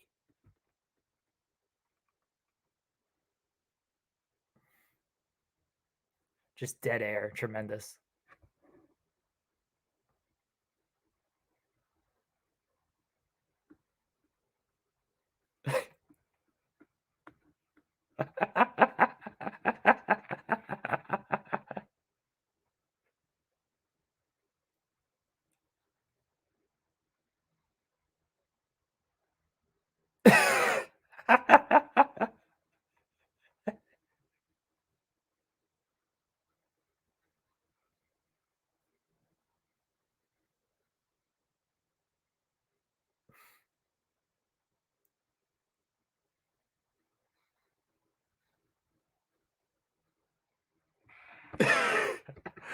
My God, Jeremy, that was so bad.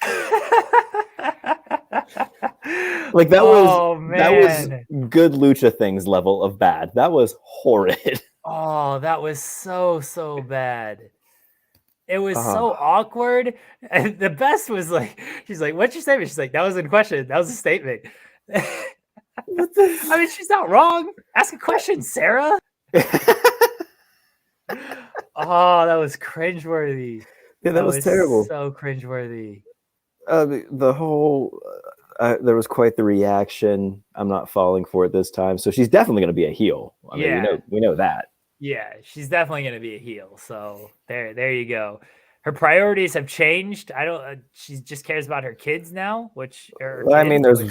sure, that's good. I'm glad that she cares about her kid, but like that just made it seem like, I just wanted to win a Royal Rumble. I could give a shit now. Like, that's not good looks. I can't believe that they filmed that and then thought all right, cool. I thought that was good. Let's post this. Yeah. You didn't have to, right?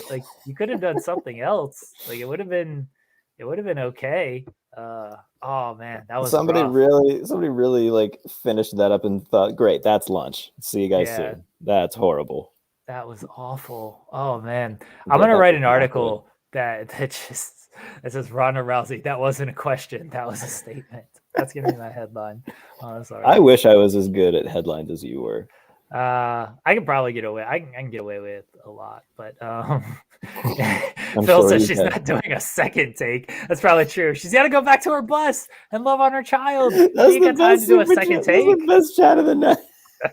It's so true. He's like, well, she's not gonna do it again.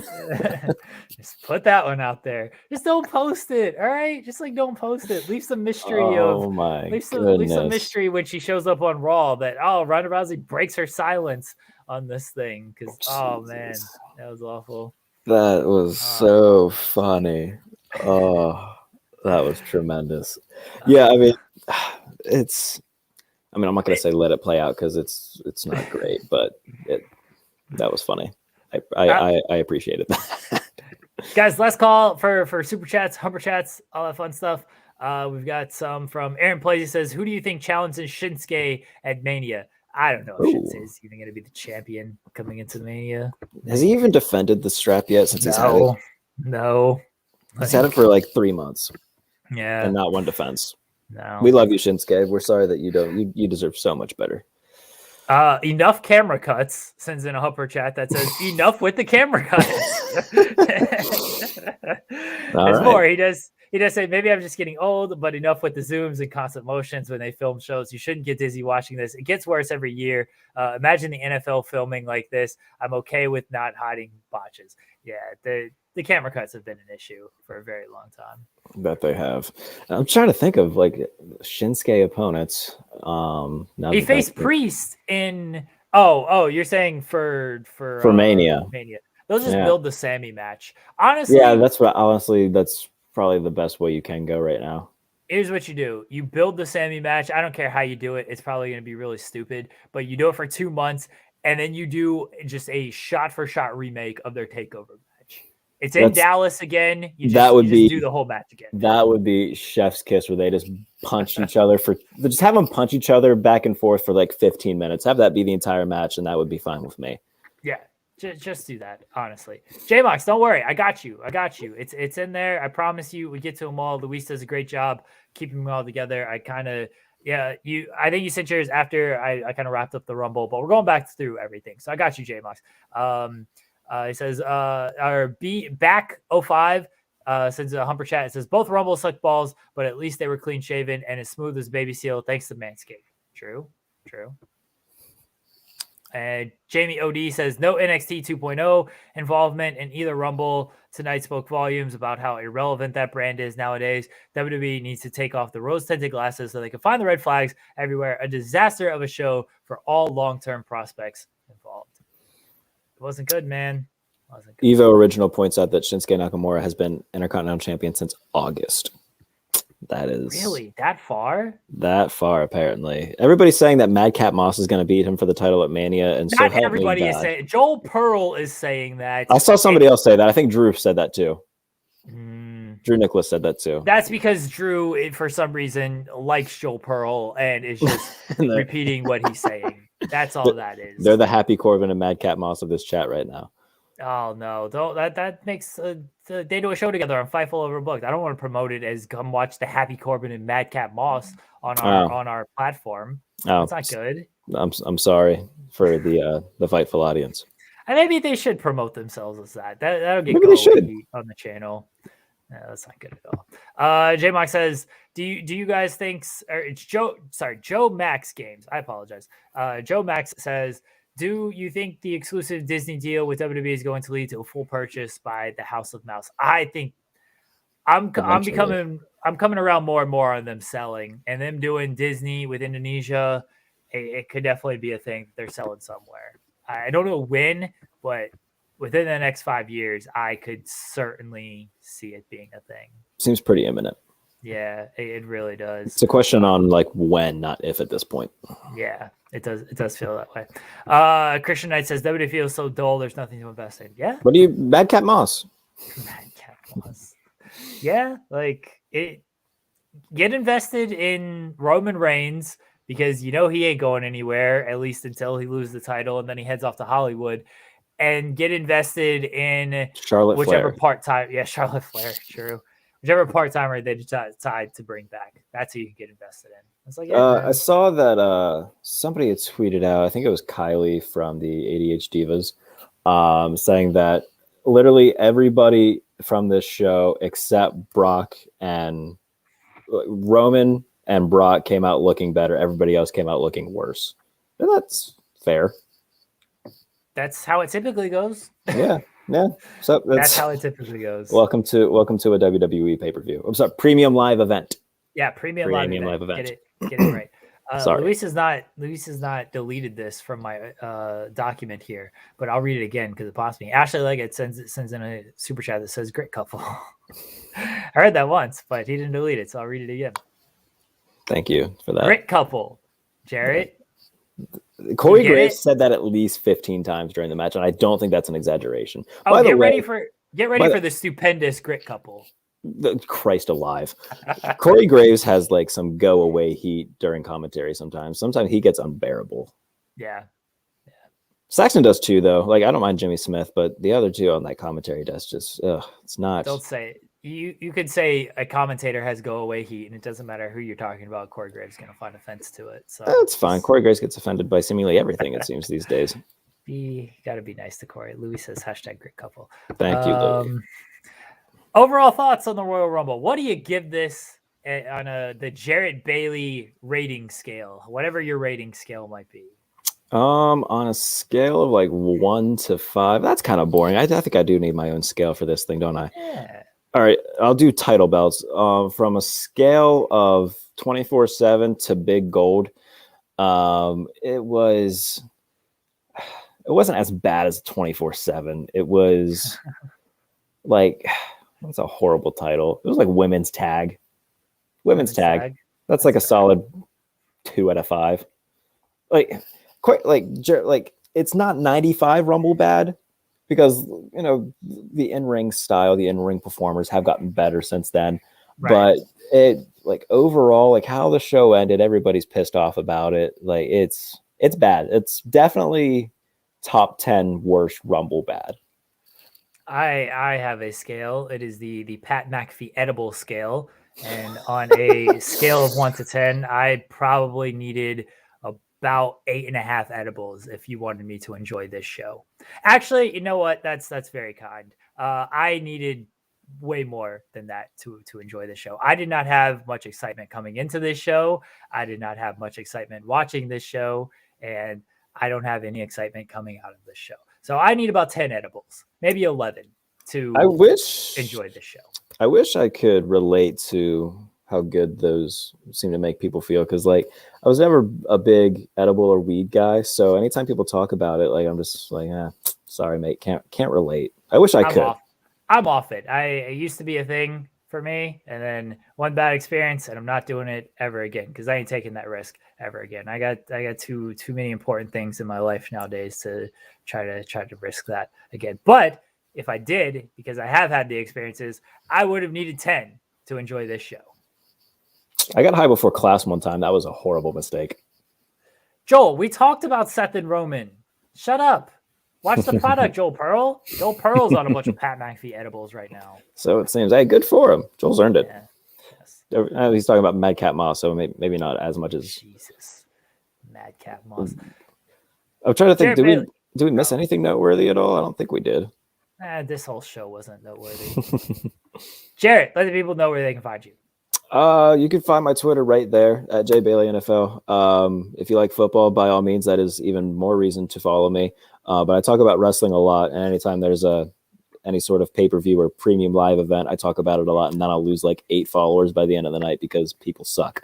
So make up those 8 followers for me, because I talk about wrestling a lot. And go check out my YouTube, because I interviewed Tom Hannafan, voice of Impact Wrestling. So there's a plug for me. It's just Jarrett Bailey on YouTube, and a potential very, very big interview in the world of wrestling coming for me. I'm not going to spoil it, but it is, if it does come true, it is one of the best female wrestlers in the world. So keep an eye out for that too, and I'll tweet out all the details for it if and when it does happen. So at JBaileyNFL on Twitter, I tweet out all my articles from there too. So follow me there, you'll get all my stuff. Jarrett's going to interview Charlotte Flair, because he said one of the best female wrestlers in the world, and I think that the list starts and ends right there. Somebody says we forgot about Bad Bunny.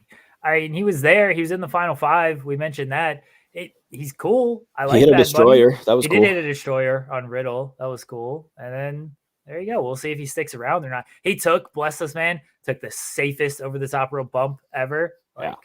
I don't blame him either. You look, man, he just did a sold out show in Puerto Rico with like 60,000 people or something. How famous is this guy, by the way? I've never heard a Bad Bunny song in my life. I hadn't until the Booker T song, and that song fucking slaps. I can't say that. A Booker T song? Yeah, that's what he performed last year at WrestleMania. I didn't watch him perform. Or not at WrestleMania, at Royal Rumble. That's what led to the WrestleMania match. I didn't know he did that. Oh man, I'll look it up. I'll look it up. You should have asked your barber who he was. I should have. Maybe he knows. But as long as you start listening to some metal, if I can get some metal in your life. I'm not doing. No, the girlfriend tries to. I got in her van the other day, and it was just screaming at me. I don't know who was screaming at me through the speakers. Somebody was screaming at me when I started this fan, and I was like, what is happening here? Where's the soft tones of Taylor Swift? I don't need this person screaming at me. Carrie for no Underwood's a big reason. Screamo fan. Found that out yesterday. Really? She likes the band I Prevail. That's her favorite band, and they're a very good band. I highly recommend. Very good metal band. Jarrett, you said it's snowing there. Like, you get in the car, it's cold out and everything. The last thing you want to do is hear someone screaming at you. No, that's the first thing I want because it's snowing. I don't like the cold, and screaming helps me get out my frustrations. And everybody seems to hate life as much as I do at that very moment. So it's a nice way to get it all out. Do you like horror movies? Not really. I'm not like a super big fan of it. All right, I was going to recommend a band to you, but well, anybody watching, if you like horror movies and like metal music, listen to Ice Nine Kills. They were just on Talk Is Jericho. See, that relates to wrestling. Lead singer was just on Talk Is Jericho today. Oh, really? See, I saw that it was a non-wrestler on Talk Is Jericho, so I did not listen to it. Spencer Charnas, lead singer of Ice Nine Kills. Okay. Doing a tour with Blackville Brides and Motionless in White, which are coming to Pittsburgh April 7th, and I will be there 2 days before Jeremy Lambert. Amity Affliction is going to be in Pittsburgh, a very good metal Aussie band, which I am also seeing. So it's going to be a hell of a weekend for me and metal fans in the tri-state area. These are just words that you were saying. I don't really understand any of them, but that's cool. I'm going to send you a picture. You might have seen it. Because I was half tempted to have one of my friends come over and help me with the getup, but I was absolutely going to dress like Chris Motionless for this. But that would have taken a good amount of time, and I wouldn't have had time to do it. I would have had to do it like during the day and like gone about my day and watched the Rumble dressed up as this man. But I think I could pull it off because he looks like Rhea Ripley, honestly, if you wanted to. Have you heard of the band Lemon Zawa? I heard of what? Lemon Zawa. That's a band. You should check them out. Lemon Zawa? Yeah. I don't believe I have. Was that a recommendation from your lady friend or somebody in the chat? No, that's a recommendation from me. From you? Yes. I feel like this is a bit. I just sent you a picture. Here, go to your Twitter. All right. I will check it out. I gotta check it out now? Yeah, because I said it looks like Rhea Ripley, and I want to see your reaction. Oh. You could have done this. You should have done this. I should have. I did. I had my hair when it was longer. I don't remember the band's name, the guy's name. He had the long strip of hair that went like down in front of his face. Joel Pearl will know the picture that I'm talking about if he's still like a rat tail type thing in front of the face. Yeah. What's the name of that person? Joel Pearl. Yeah, Joel's in the chat. He'll help me out. He says he doesn't like Blackville Brides. Joel, I don't really listen to much Blackville Brides. There's like 3 songs that they have that I really like, but other than that, I don't really listen to them. Danzig, there you go. Danzig. I had my hair like Danzig. Name sounds familiar. I don't. Is that the name of a band or is that the name of a guy in a band? I don't know. Joe Pearl, answer that question for me. I don't know. I just had long hair, and so Misfits, Jerry Only. I don't know, dude. Yeah, that's no. I think it was Danzig. I'm pretty sure it was Danzig. The picture's up on my Twitter somewhere. It was a while ago. We got way off track. This is the Royal Rumble. This is what Bad Bunny talk brings out of us. Bands that we actually don't have heard. Bands that I actually like. I'm just trying to get you. I'm just trying to get you on the wave, Jeremy. Trying to hook you up. I'm not listening to any of this stuff. I listen to the same 5 songs over and over again, and that's how I'm going to stay. That's all. I'm not going to try to change you. I'm not going to shame you for your music tastes. And by the way, Joel Pearl says that it is Jerry Only is from the Misfits. Glenn Danzig from the band Danzig. Okay, so he just named the band after himself like a selfish prick. Neat. That's what I would do. Chris Daughtry did that too, I guess. Chris Daughtry's nice. I never met Chris Daughtry. He won The Voice, or what? He won American Idol. He was on American Idol. I don't think did he win? I don't think he won. I don't know. That's when that show used to mean something when they had winners who were good. Do you remember the Sanjaya Melakar year? Was that the year Carrie Underwood won? Was that the year after Carrie Underwood won? I have no idea. My parents were big. I was just about to say my parents were really big into it. That's how I remember it. Parents love American Idol. Yeah, they do. Parents, I think that's how network television stays relevant. Like, how the hell is like The Amazing Race and Survivor still on? It's because our parents watch it. They don't. I would watch Survivor if I had time. Big Brother. Really? Big Brother starts soon. Yeah, Survivor's like right up my alley of kind of stuff that I would like. I just don't have time to actually watch that stuff. If you have a chance, if you like that, you'll Love Island UK on Hulu. I know all about the Love Island. Oh, yeah. We're Love it. watching Too Hot to Handle. You watch that? I was just about to say, Too Hot to Handle is what I'm going to fuck, start bro. watching. Yeah. Yeah. That one seems... We didn't watch SmackDown last night. Instead, we just watched a bunch of episodes of Too Hot to Handle. I'm sure it was way better. I need to find like a consistent Hinge date that I like hanging out with, so I can watch Love Island and Too Hot to Handle with her again. Because like me and my roommate got super into Love Island, but I feel like it's just more fun to watch if you have a significant other with you, which I don't. So I need to get on that.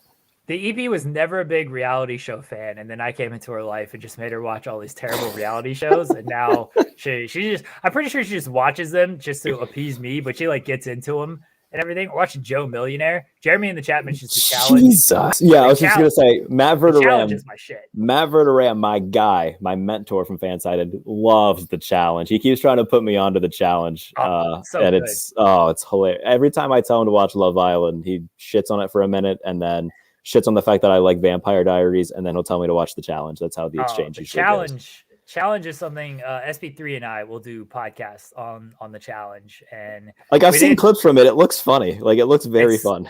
Leo Rush was on it. No kidding. Ago. Deanna wants to be on it. She's tweeted about that. Deanna Peraza. She's tweeted that she's wanted to be on it. There's a few wrestlers who have mentioned that they've wanted to be on it. The Miz came from the challenge world. Really? Yes. You didn't know this?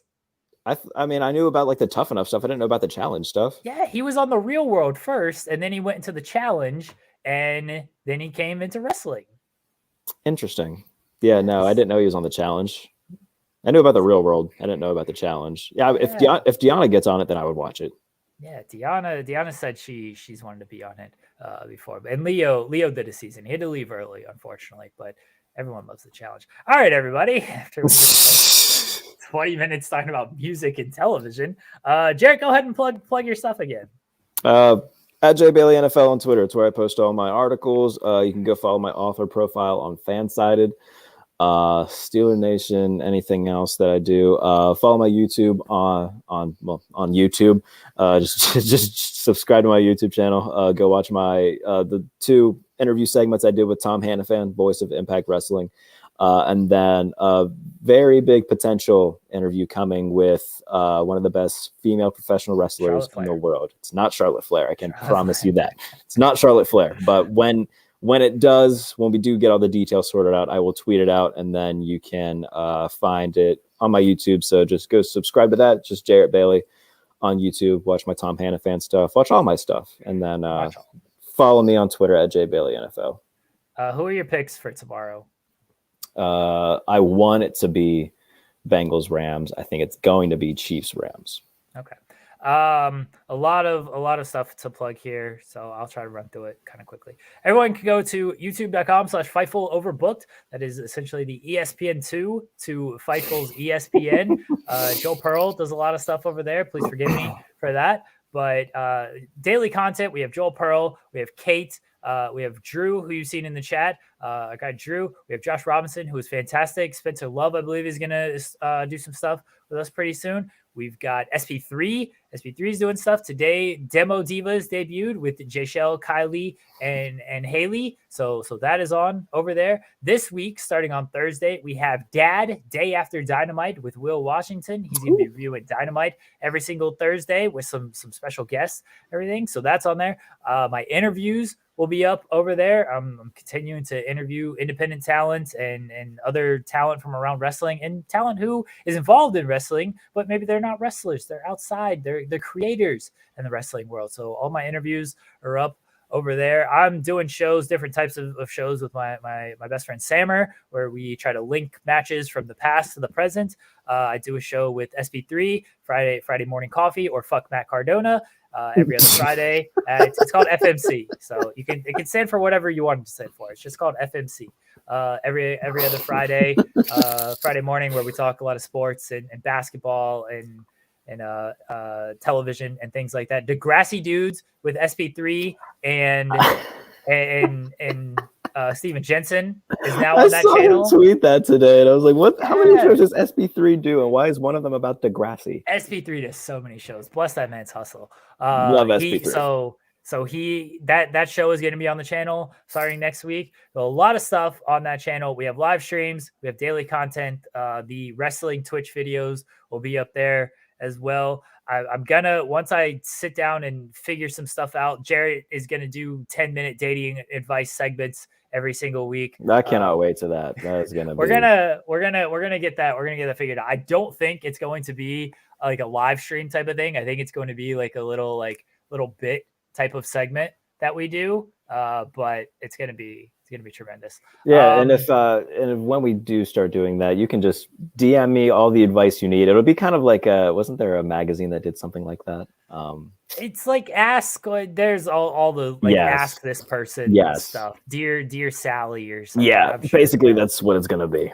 Yeah, so we're gonna do that. Get your love advice from 18-year-old Jarrett Bailey. I'm 23. But okay. So everyone can go to youtube.com/FightfulOverbook. Check all that stuff out. You can go to twitch.tv/FightfulGaming, where we're playing video games a lot. I hopefully have a new series on that this coming week. We shall see on that. And then the Spotlight. Everyone can, this channel right here, youtube.com/Fightful, the Spotlight with myself and Steven Jensen, where we talk about WWE, AEW, other, which is New Japan, Impact, MLW, NWA, companies like that. And then the indies, which is stuff that you find on Fight TV and independentwrestling.tv. So we try to talk about a little bit of everything. And we have interviews with either different content creators, like we had Muscle Man Malcolm on for our first one. And then we have AC Mack, Independent Wrestling World Champion. He's going to be on the show this week. So creators, whether in wrestling media or in the ring wrestling. So everyone check out the Spotlight. That is Thursdays at 2 p.m. Eastern every week on the Fightful channel. Guys, everyone will be back. We'll be back here on the channel Monday. Denise and Sean will have their review, I believe. Joel Pearl says he'll be live tomorrow at noon Eastern talking Rumble and AEW. That'll be on Overbooked. So there you go. Go check that out.